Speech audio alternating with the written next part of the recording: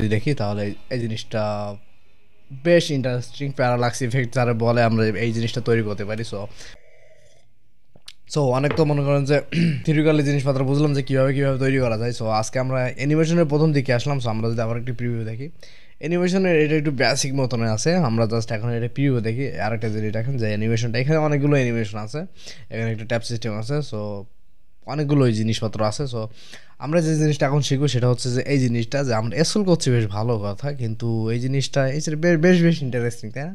অনেকগুলো ওয়েবসাইটে দেখা যায় এই জিনিসটা, এই থিওরি কাজে লেগে আরেকটা জিনিস তৈরি করা যায়, সেটা আপনাদেরকে এখানে দেখাই। সো আমাদের এগুলো লাগবে না আপাতত।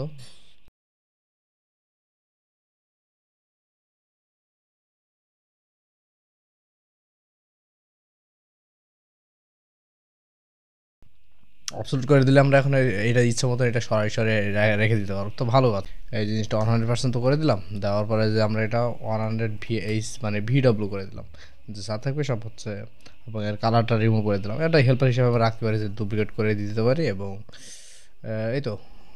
আর হচ্ছে যারা এটা ডুপ্লিকেট করতে পারি সেটা হচ্ছে ওপরে থাকবে। এখন আমরা যে স্কুল বলে এখন স্কুল দেখতে পারবো, যে আমরা জাস্ট ইলিউশন দেখছি, ঠিক আছে, ইলিউশন। এখন এই জিনিসটা আমরা একটু দেখি, যে একটা একটা কালার আমরা এখানে আপাতত রাখি। এটা সিলেক্ট করবো, একটা সিলেক্ট করি প্রথমে, তখন আমরা ইফেক্টে আসবো। ইফেক্টে আসার পরে স্ক্রল স্পিড দেবো। এখানে দিলে যেটা হবে সেটা হচ্ছে একটা 10%, বেশ ভালো কথা। আমরা এইটা যদি দেই তাহলে হচ্ছে এইটা আমরা, আচ্ছা প্রথম যে কী জিনিসটা হয়েছে সেটা আমরা আগে দেখি, ঠিক আছে। সো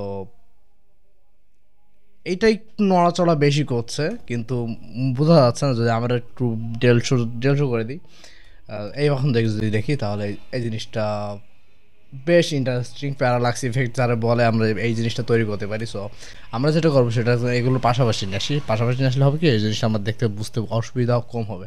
সো আমরা সবগুলো একসাথে সিলেক্ট করি এবং ইফেক্টে যাই, স্কোল ইফেক্ট অ্যান্ড স্পেস যেটা থাকবে সেটা হচ্ছে 170 সবগুলো।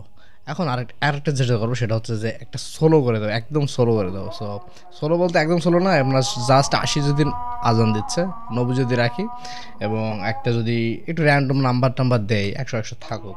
এখন যদি বেশ স্ক্রল করি সেই জিনিসটা আমরা বেশ ইন্টারেস্টিং জিনিস, তাই না? বেশ ইন্টারেস্টিং। একই থিওরি এখানে কাজে লাগে, এই জিনিসটা আমরা তৈরি করেছি।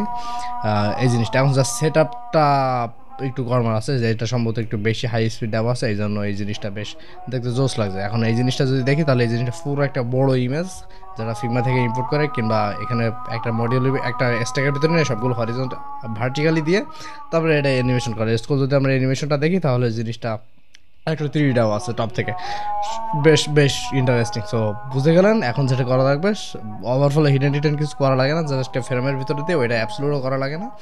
জাস্ট যে জিনিসটা মুভ করার দরকার সেই জিনিসটা আমরা র্যান্ডমলি করে দিতে পারি। সো আপনার প্র্যাকটিস করলে বুঝে যাবেন। তো প্যারালাক্স ইফেক্ট সেই দাও, বেশ ইন্টারেস্টিং, তাই না?